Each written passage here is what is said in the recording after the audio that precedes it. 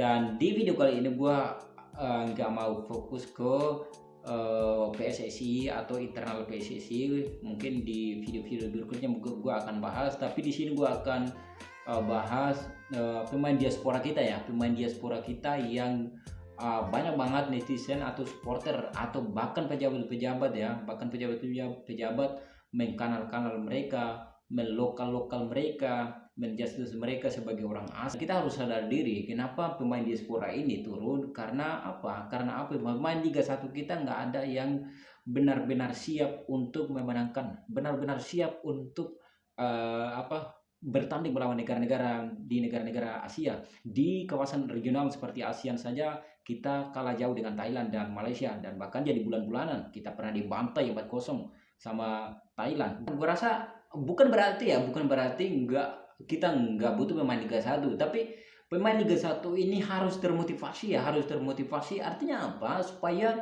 ada keseimbangan, balance-nya ya, supaya kita mendapatkan ada kolaborasi permainan di situ, sehingga kita dapat kualitas bermain yang bagus.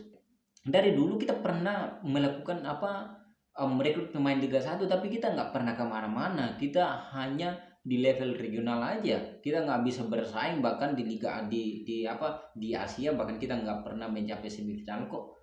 Dan kita menutup diri terhadap pemain diaspora ini. Kalau lu tahu ya, di Prancis itu, kalau lu kenal ya, kalau lu tahu Karim Benzema itu adalah salah satu pemain diaspora di Prancis. Dan lu tahu Prancis sekarang mereka memenangkan Piala Dunia pada 2018 lalu. Dan ada Jerman, ada Mesut Ozil di sana. Lu tahu Mesut Ozil itu adalah orang Turki, blasteran Jerman.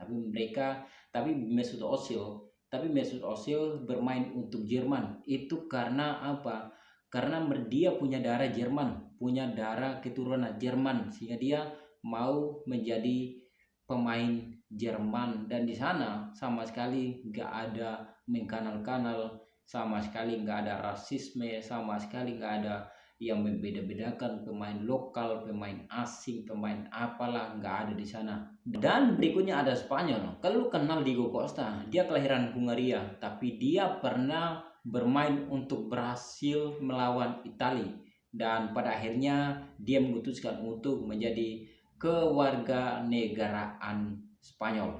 Ini bukan asli orang Spanyol, tapi dia mau menjadi warga negara Spanyol. Dia mau memperkuatkan tim Spanyol. Ini nggak ada darah sama sekali. Diego Costa aja orang masih ingin mengakuinya sebagai warga Spanyol, apalagi pemain diaspora kita yang punya darah Indonesia, punya blasteran Indonesia Belanda, iya kan?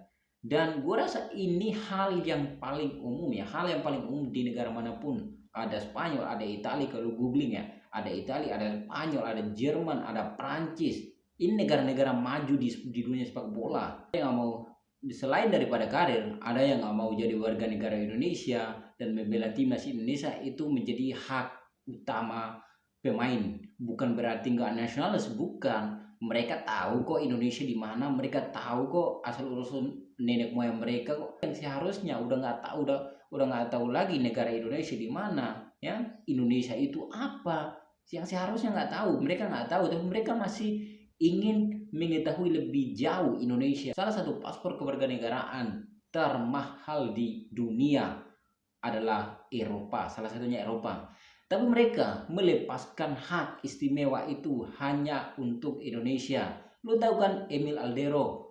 Kenapa dia nggak mau datang ke Indonesia membela timnas Indonesia? Atau Deddy Mulyadi melarang Emil untuk nggak mau melepaskan paspor Italinya? Karena apa? Mahal harganya. Kalau lu tahu. Dan sampai di sini lu justice mereka sebagai orang asing.